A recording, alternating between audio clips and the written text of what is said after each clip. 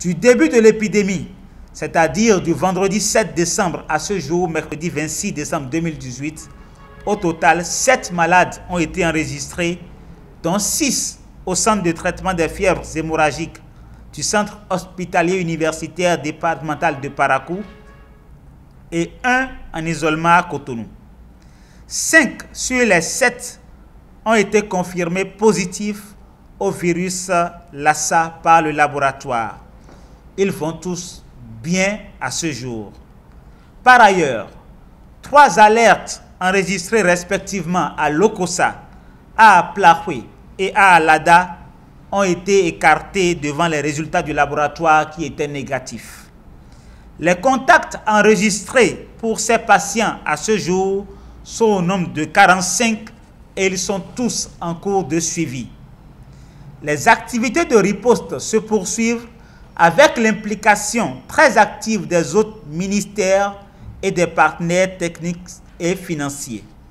Elles se résument à la prise en charge sécurisée et gratuite des malades, le suivi des personnes ayant eu des contacts avec les malades, la sensibilisation des populations pour la prévention de la maladie, la surveillance épidémiologique renforcée dans toutes les structures sanitaires, la tenue des réunions de coordination et de suivi au niveau central et départemental, l'organisation de la couverture des grands regroupements. Au titre de ces grands regroupements humains, le pèlerinage des fidèles de l'Église du christianisme céleste a bénéficié d'un intense dispositif de veille sanitaire du 20 décembre 2018 à ce jour. Aucun cas suspect n'a été enregistré sur les sites. Aussi, voudrais-je profiter de ce point de presse pour rappeler à l'attention de tous les comportements à respecter par ces temps de crise sanitaire et même au-delà.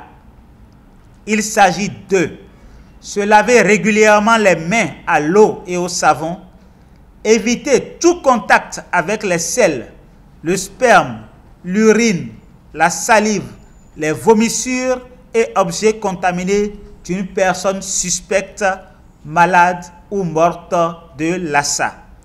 Bien protéger les aliments et les conserver en lieu sûr et hors de portée des rats.